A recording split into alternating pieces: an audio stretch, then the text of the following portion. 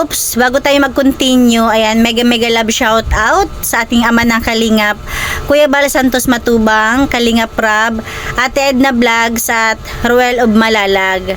Ito na mga Kalingap, bali, kunting share na naman lang tayo about kina Joy, di ba? Ano lang to, karugtong lang to nung una nating upload.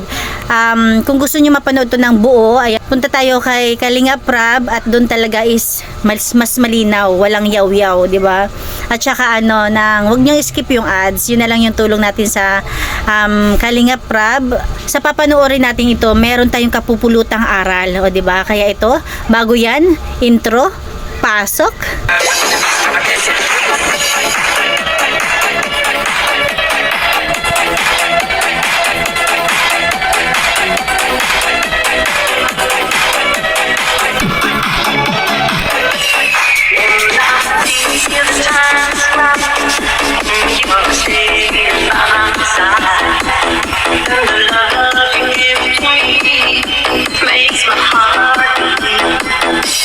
So ito mga Kalingap po, ito na ba yung rice cooker na binili natin? Ayan, yan yung rice cooker na pinabili nila nanay sa SM kay Kalingap Rab, 'di ba? Dapat school supply, kaya lang tapos na yung school, kaya ang pinabili na lang nila nanay is yung magagamit nila Joy kapag nag-boarding house na sila, na medyo mahihirapan nga naman sila, 'di ba? Kasi yung school supply madali lang nila makuha yan. Ayan 'di ba? Wala pang hindi pa pasukan, kapaki-pakinabang na para sa kanila, nagagamit na nila, o di ba? Gamit na gamit, o di ba? Kaya tama lang talaga yung pinili nila nanay. Galing na, pakinabangan na nila. Tama. Napaka-relax dito sa bahay nila Ate Rhea. Kasi galing sila dun kina Joy, di ba? Sobra talaga yung tulo, kaya ngayon medyo na-comfort si Kalingap Rab. Naramdaman mo Ate Frankie sa suporta ng Kalingap sa inyong pamilya? Masaya ka para kay pinamama mo. Saka kapag hindi ka naman din doon. Kasi wala naman si si Mr. mo Talaga, no? Pwede naman yun. Wala naman. Ayan, napakaganda ng suggest ni Kalingap Rab, di ba? Habang wala naman yung asawa niya, pwede naman siyang doon kina mama niya kung sakaling mapagawa na ng bahay. Kasi lalo pat nag-iisa lang siya diyan, di ba? Napakaganda, ang bait talaga ni Kalingap Rab. Mr. Bakit yung si Mr. mo? Dito kayo, balik kayo dito. Kasi Tama, 'di ba? Kapag andyan yung asawa niya, pwede sila diyan. Pag wala at naka-stay in sa trabaho, doon siya kay mama niya. Kaya sana nga diyan na makapagpatayo ng bahay yung mama niya sa tabi niya. Halos tabi lang din niya, 'di ba? Di mas okay. kung baka although alam mo naman baga may hindi natin maiwasan, may mga masamang tao. Itong bahay niyo hindi masyadong secure. Tapos puro babae ka pa, mag-isa ka dito. Di ba bro? Delikado rin. So pag nagawa yung bahay, doon ka na muna. Mas maganda yung sama-sama kayo. Tama, 'di ba? Napakagandang suggest Kalingap Rab. Bilang Ate Rhea, bilang panganay na kapatid, anong klaseng kapatid si Joy? Hindi ko siya madami. Yes, hindi siya madamot, hindi madamot si Joy. Madamot. Share your blessing talaga. Kasi ito yung kaso ay si Leia lang po ay matipid po talaga. Kaya Matipid. pag budget niya na sa kanya na po talaga. Marunong.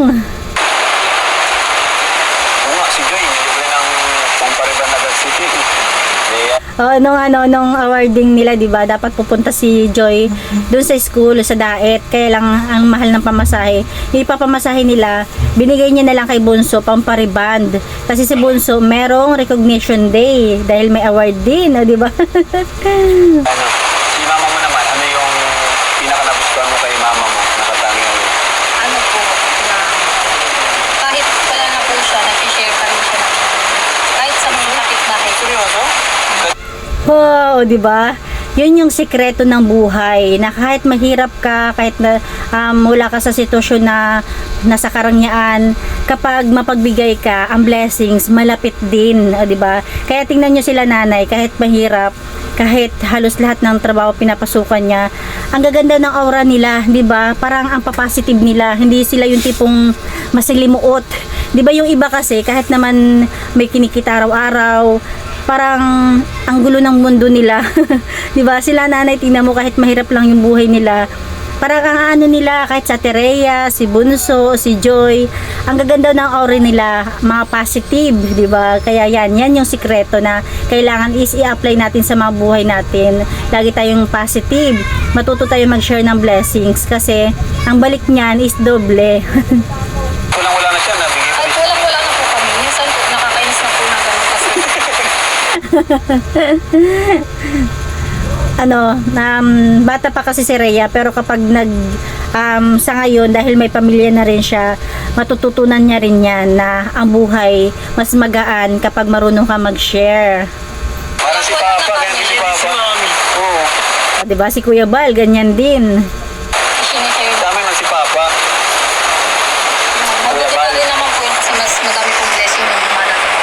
Tama, ayan talaga, yan yung talagang pinaka epektibo.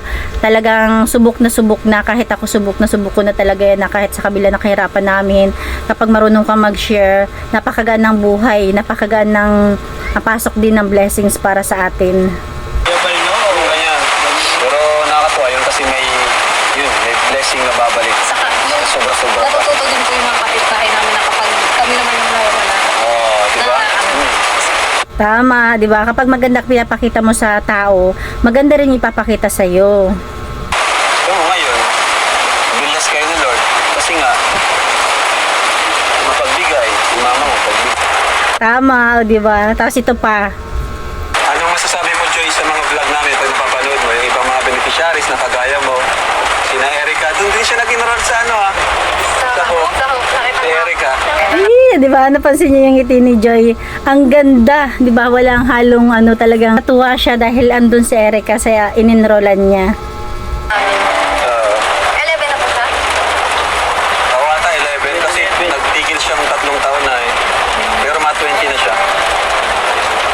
Ano man yung reaction mo sa pag napapanood nyo sila? Masaya po para sa kanila. Totoo ka. Eh, 'di ba? Ganun dapat maging masaya tayo sa nakukuhang achievement ng kapwa natin. Oo, kasi para-paras po kami ng nararanasan. Oo Tapos nga, no? para-paras kami magkakaroon ng magandang bahay. Kumbaga, Tama. di mo in-expect na may mga kagaya ka rin na nararamdaman ng pinagdadaanan. Opo. Ang ganda ni Joy, ang ganda, 'di ba? Iba man ang kwento, pero lahat kayo ay halos same na ng pangarap, makapag-aral. Tama, 'di ba? Hanggang dito na lang mga kalingap. Yan lang naman yung kunting share ko na napakagandang halimbawa para sa atin na pwede nating i-apply sa sarili natin, 'di ba? Kahit anong hirap ng buhay, kung marunong tayong mag-share ng blessings, doble ang balik niyan, 'di ba? Paging pagaanin natin yung buhay natin sa araw-araw, 'di ba? Yung iba kasi meron namang income na pumapasok pero lagi nakasimangot, parang kala mo utangan lagi. 'Di ba?